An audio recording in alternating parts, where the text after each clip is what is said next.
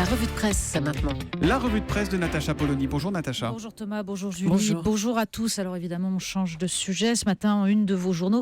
On est assez primaire, il faut bien le dire. Le Figaro, primaire de la droite, Juppé creuse l'écart. Et en une de Libération, un appel solennel signé par Thomas Piketty, Dany Cohn-Bendit, Michel Vievorka, Romain Goupil pour une primaire à gauche.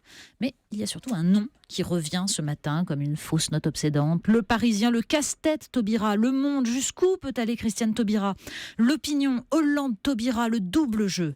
Enfin, nombre de journaux ont préféré poursuivre l'hommage de la nation, la Provence, l'émotion intacte. Mais l'écho de la Haute-Vienne tempère cet unanimisme. C'était pas la foule. Ce matin, on ne dit donc pas la primaire, mais les primaires. Mais oui, puisqu'on parle des deux. Et alors, il y a ce bel appel en une de Libération, un vibrant lyrique, défis extraordinaires, demandes d'échange, de contenu, d'opportunités de refonder notre démocratie. Le constat de départ, c'est celui d'un système politique bloqué. Bon, ça semble à peu près évident, mais il met en lumière plusieurs problèmes. Le premier, alors c'est de bonne guerre, est soulevé par Thierry Solère, organisateur de la primaire à droite. Si le président sortant se présente, c'est qu'il considère qu'il a fait du bon boulot. Si sa majorité veut lui imposer une primaire, c'est qu'elle n'en est pas convaincue.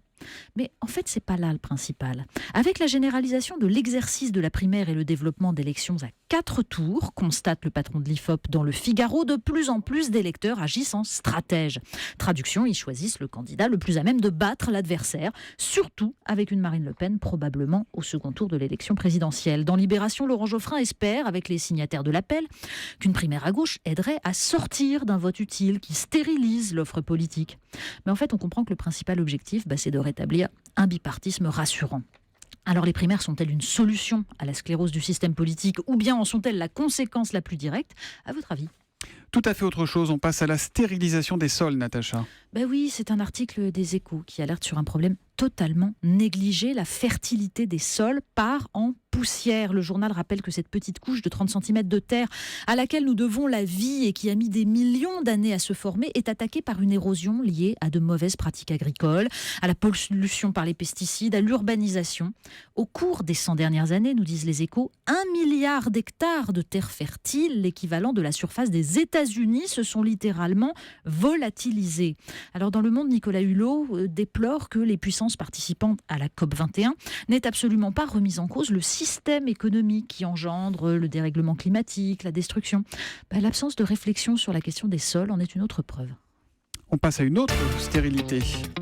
Oui, une autre stérilité, une autre dimension de la stérilité qui devrait nous inquiéter. Elle nous concerne directement. Le magazine Néon donne la parole à des jeunes couples frappés d'infertilité. Ils racontent leurs sentiments d'impuissance, de honte, les traitements épuisants, le couple qui vacille. On me disait que je ne mangeais pas assez ou que Mathieu faisait trop de sport, se souvient Aude. Après les fêtes de famille, à un moment donné, nous pleurions systématiquement dans la voiture.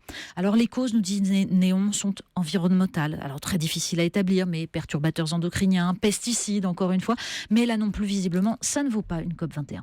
Et on termine avec El Chapo. Oui, il est partout ce matin, El Chapo, une star, vous savez, le petit, ça veut dire ça, le petit, 1m55, donc baron de la drogue en cavale. Alors on ne sait pas très bien si c'est son arrestation ou sa rencontre avec Sean Penn qui lui vaut cette notoriété, mais ce qu'il faut lire ce matin, c'est l'article de Libération qui nous raconte la fameuse interview pour Rolling Stones. Qui apprend-on? Écrit Michel Henry avec un point d'ironie.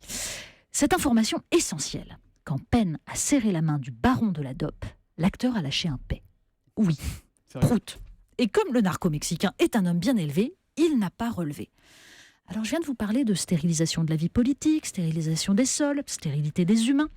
Mais l'inanité, la stérilité, là, ont atteint leur quintessence. Ça s'appelle la société du spectacle. La revue de presse de Natacha Polony, un peu plus courte que d'habitude pour cause d'hommage à David Bowie, sur laquelle on reviendra toute la matinée sur Europe 1 et notamment dans quelques minutes avec Jean-Marc Morandini dans Le Grand Direct. À demain matin, Natacha. À demain. Europe 1, 8h51.